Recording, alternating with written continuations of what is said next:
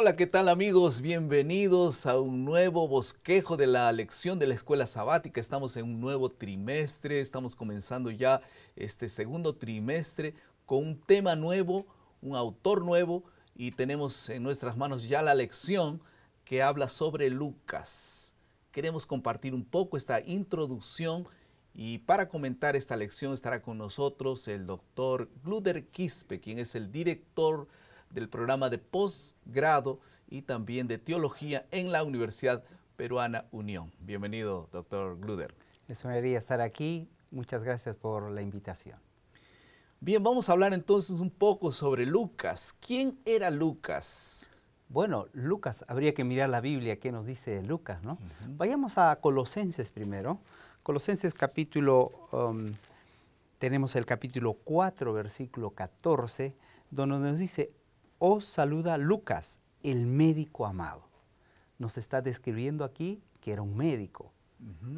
¿Y quién está hablando? Os saluda Lucas, es decir, que estaba al lado de Pablo, porque quien escribe Colosenses es Pablo.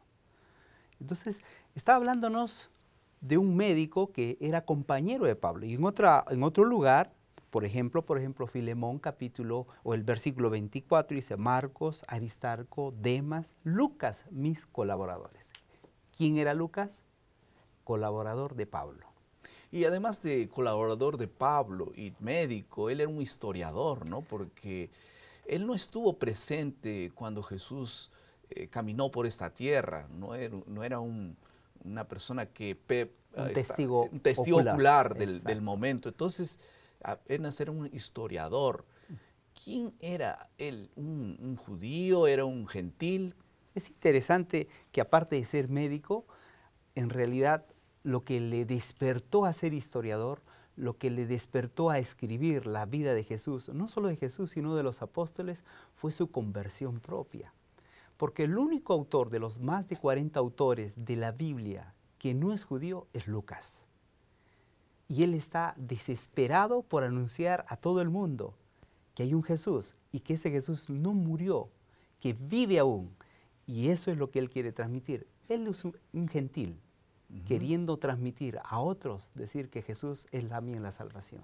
Tal vez algunos amigos están pensando, gentil, ¿qué significa gentil? ¿Nació dónde, por ejemplo? Es decir, gentil se llamaba, o llamaban los judíos, a todo aquel que no pertenecía o que no era judío. Es decir, si no eres judío, eres gentil. En otras palabras, Lucas era fuera del grupo judío. Nació, entonces, algunos dicen no dentro... que probablemente que nació en Antioquía, porque Hechos capítulo 13 nos habla de grandes maestros y dentro de ellos encontramos a Lucas.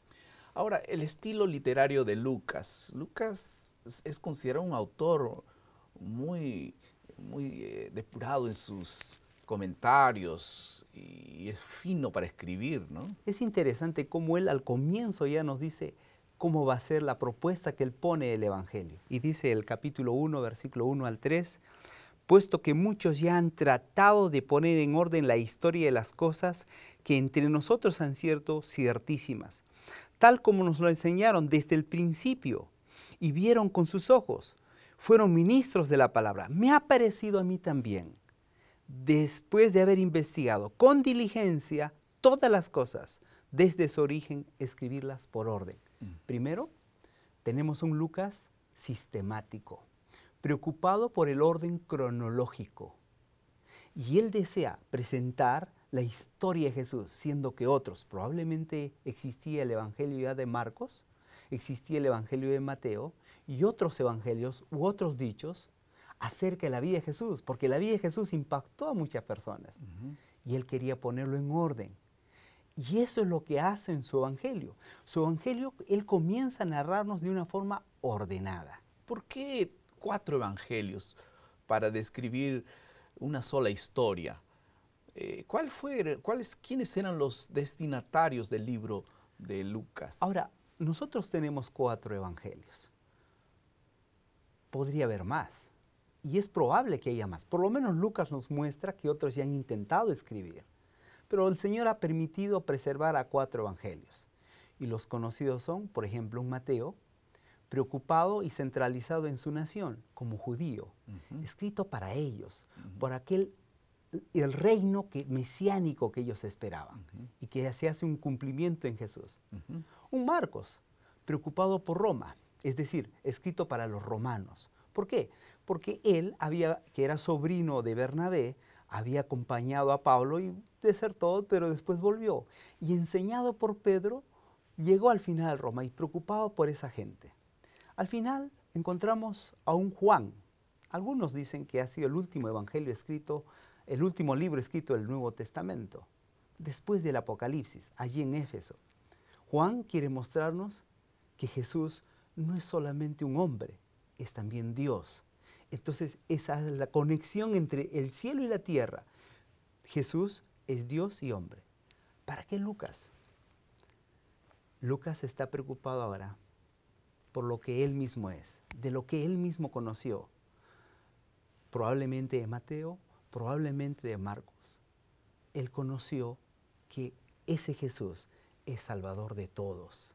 Por eso es que algunos consideran que el capítulo 19, versículo 10, llega a ser el eje central de todo el libro. Porque el Hijo del Hombre, ¿no? Dice acá, porque el Hijo del Hombre vino a buscar y a salvar lo que se había perdido.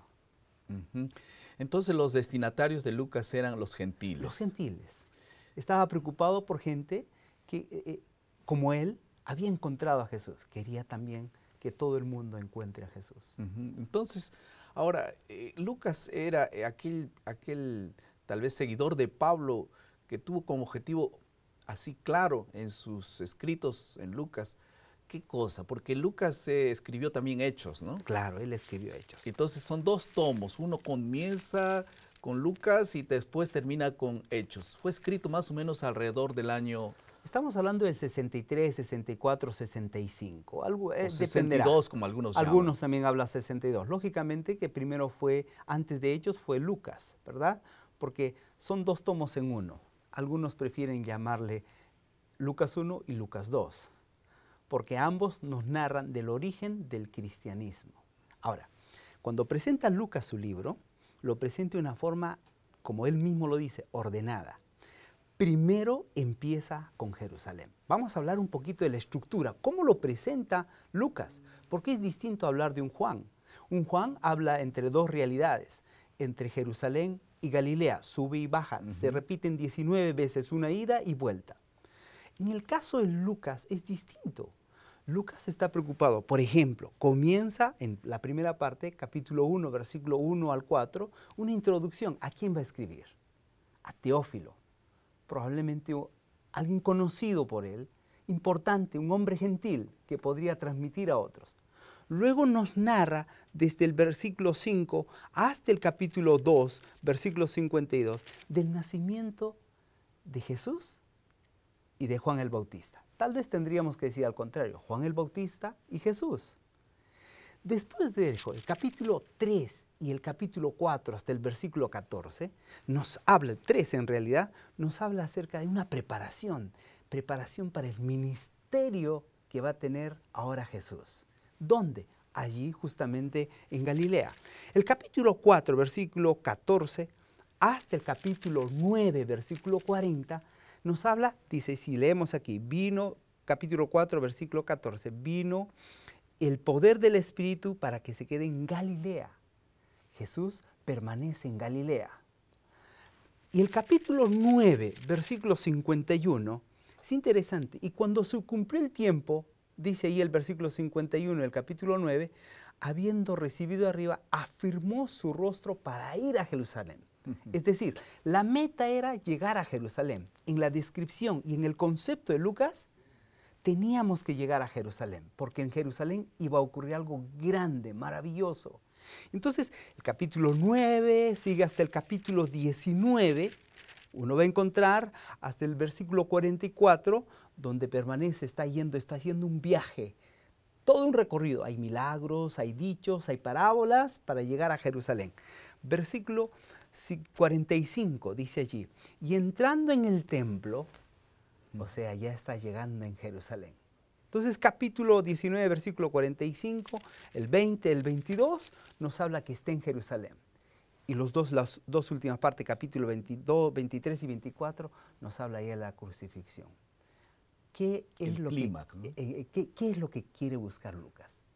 Lo que Lucas quiere buscar es decir, hay un recorrido de Jesús, pero empieza primero por los gentiles, es decir, en Galilea. Para él es el mundo gentil. Luego recién se traslada a los judíos. Y lo deja Jesús, por decirlo así, como queda al final, en Jerusalén, para comenzar su segundo tratado, Lucas 2 o Hechos de los Apóstoles, y comenzar la gran comisión, que no debe quedarse en Jerusalén, debe ir a Samaria y hasta lo último de la tierra. Muy interesante, es por eso que muchos autores hablan de que Lucas es el que mejor describe la vida de Jesús. Aproveche bien este estudio, goce de este estudio diario. El propósito de la lección de escuela sabática no es aprender o entender algunas cosas, sino aprender, y aprendizaje no es otra cosa que adquisición de hábitos. Y uno de los hábitos hermosos es estudiar la Biblia todos los días y cambiar todo lo que Dios quiere cambiar en cada uno de nosotros. Que Dios bendiga el estudio de Lucas. Y recuerda bien, síguenos en el programa. Ustedes van a encontrar ahora en su pantalla todos los lugares donde pueden ustedes accesar para ver los bosquejos de la lección de la escuela sabática. Que Dios los bendiga.